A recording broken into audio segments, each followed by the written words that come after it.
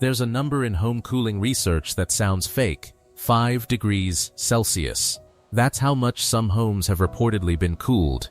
No thermostat, no power bill, no AC unit, just plants. But here's the catch. If you're picturing a fern on a windowsill, you've got the wrong method entirely. The real technique barely gets talked about. By the end of this video, you'll know exactly how it works, backed by real research, not garden blog folklore. We'll cover the real research, the correct placement, and one common mistake that can make a tree work against you instead of for you. Let's start with the myth almost everyone believes. Search plants that cool a room. You'll find the same claim copied across hundreds of blogs. A few houseplants can supposedly drop your room temperature by 10 degrees. Here's where that claim comes from. It traces back to Dr. Leonard Perry, a horticulture professor emeritus at the University of Vermont. He cited what he called a USTA estimate. It claimed proper use of plants could cool an office by up to 10 degrees. Sounds solid, until you go looking for that estimate yourself. Writers who've tried to track down the original study come back empty-handed. No paper, no sample size, no methodology, just a decades-old reference, repeated so often it started sounding like fact. Here's the twist almost nobody mentions. Ask an actual horticulturist, and the story changes fast. Speaking to the design outlet Live and Get See, one professional horticulturist put it plainly: it's hard to claim a couple of potted plants have any measurable effect on cooling your home. Even NASA's well-documented research on plant transpiration doesn't save this claim. That research describes a real cooling effect, but it's planetary scale across every forest and field on Earth. At that scale, the effect works out to fractions of a degree, maybe 1 or 2 degrees, at most, according to that same reporting. Not a 10-degree miracle from a desk plant. There's a simple physical reason this claim never scaled down. A mature tree canopy can have thousands of square feet of leaf surface, transpiring into open, moving outdoor air. A houseplant in a 6-inch pot has a leaf surface you could measure in single digits. Working against a small, mostly sealed room. Same mechanism, completely different scale. So does that mean plants can't cool your house? Not even close. It just means the real answer isn't sitting in a pot indoors, it's happening outside, and the results are far more dramatic than anything a houseplant could do. Every real method in this video comes down to one process: evapotranspiration. It's two things happening together: evaporation, where water leaves the soil, and transpiration, where a plant pulls water through its roots and releases it as vapor through tiny leaf pores called stomata. Here's why that matters for temperature. Turning liquid water into vapor takes energy, a lot of it. That energy gets pulled from the surrounding air as heat. It's the same reason sweat cools your skin, the same reason a wet towel feels cold in a breeze. A plant doing this across a large surface acts like a slow, silent, self-powered air conditioner. One example: a single large oak can transpire up to 40,000 gallons of water vapor a year, according to the University of New Hampshire Extension. And that water doesn't spread out evenly. Most of it releases on hot summer days exactly when the cooling is needed most. On its own, though, evapotranspiration is only half the story.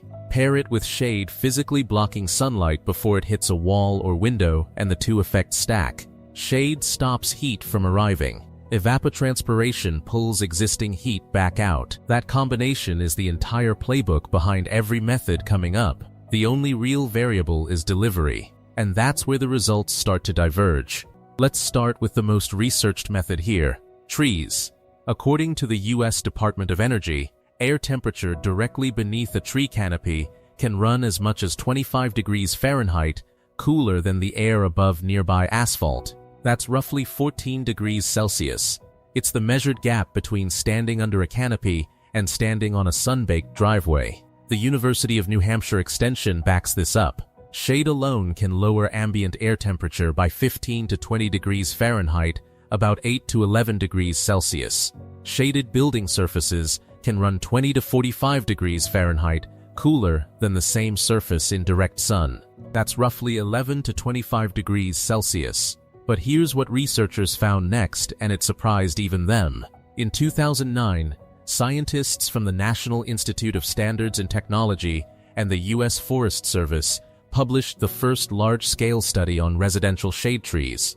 They tracked 460 houses in Sacramento, California, using real utility billing data. The results overturned some assumptions. Trees on the west and south sides reduced average summertime electricity demand by more than 5%, according to NIST. Trees on the east side had no measurable effect at all, and trees on the north side actually increased electricity use slightly, by about 1.5%, per the same study. In other words, planting a tree in the wrong spot can quietly work against you. Now about the bigger savings numbers you've seen online. It's worth being upfront. The estimates vary a lot. NIST's own controlled study found roughly 5% average savings. A separate 1997 study by researcher Hashem Akbari, monitoring 2 heavily shaded Sacramento homes, found seasonal cooling savings closer to 30%. The Arbor Day Foundation cites savings as high as 35% for well-placed trees. And one Alabama field study reportedly measured a 59% reduction in July cooling costs, comparing a fully shaded home to a fully sunlit one. That's a wide range. It's honest to admit why. It depends on climate, tree size, species. It also depends on exactly how much shade lands on your walls and windows. Species matters too. Research comparing tree types found fast-growing species deliver measurably better energy savings than slow-growing ones. They simply reach effective canopy size sooner. Trees are the single most powerful method on this list. The catch is time. A tree takes years to grow into that kind of shade. So what do you do if you want results before summer ends? This is where the number in this video's title actually comes from, and it's achievable far faster than growing a tree. A green wall covers an exterior wall in vegetation. There are 2 main types. A living wall uses plants rooted in a structural growing medium bolted to the building. A green facade is simpler, just climbing vines trained up a trellis. They perform differently, and that distinction matters. Testing by the South Australian government found that a green facade can reduce a wall's surface temperature by up to 8 degrees Celsius compared to a bare control wall. One frequently cited figure, sourced to peer-reviewed research published via Science Direct, found that green walls reduced indoor temperatures in a high-rise apartment block by around 5 degrees Celsius. That's a real, documented result. It's exactly where this video's title comes from. But let's put that number in context, instead of just running with the flashiest version of it. A broader systematic review, pooling results across many separate studies, calculated a more conservative average, roughly 2.08 degrees Celsius, of indoor cooling for green walls, compared to bare walls. A smaller study comparing wall types directly found the living wall reduced indoor temperature by up to 4 degrees Celsius. The simpler green facade reduced it by up to 3 degrees. So the 5-degree figure is real. It's just the upper end of the range, not the guaranteed average. A broader technical review of these systems found exterior surface temperature reductions ranging from about 1 to as much as 15 degrees Celsius in warm temperate climates. In equatorial climates, the reduction measured closer to 4.4 degrees. Same pattern every time. Real, but highly dependent on local conditions. Here's a catch almost nobody mentions. Climate changes everything. A study across several cities in the Czech Republic tested this directly. In cooler, temperate European climates, green walls do provide a real cooling effect, but it's noticeably limited, nowhere near what's measured in hot, arid regions. The same wall performing dramatically in Adelaide or Phoenix might barely register in London or Berlin. One more practical note. A simple climbing vine green facade is realistically DIY friendly.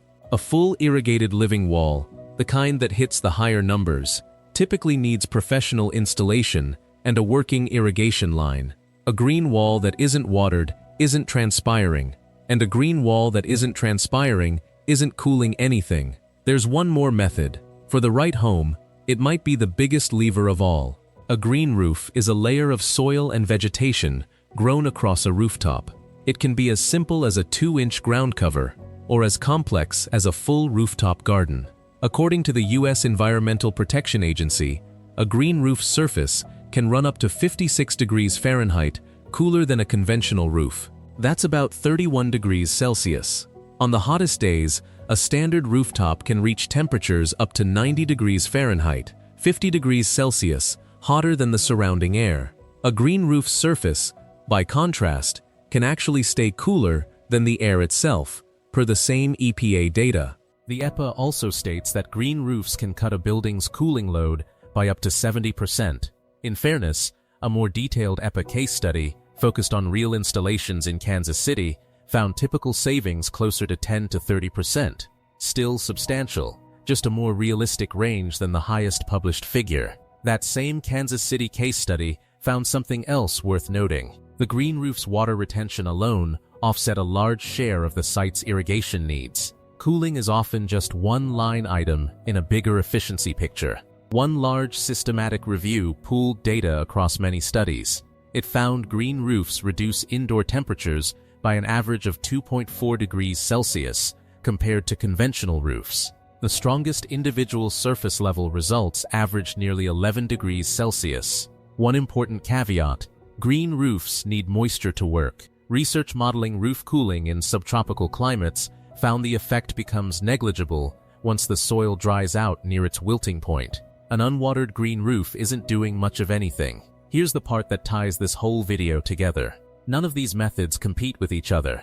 West and south facing shade trees, a living wall on your sunniest exterior wall, and a vegetated roof, they all stack. Trees intercept sunlight first. The green wall catches what gets through. The green roof handles the surface absorbing the most direct sun of the day. Layer the evapotranspiration from all three, in the right climate, with proper irrigation, and combined reductions in the 4 to 6 degrees Celsius range aren't a stretch. They're already sitting in the research we just walked through. So here's the honest version of cool your house by 5 degrees using only plants.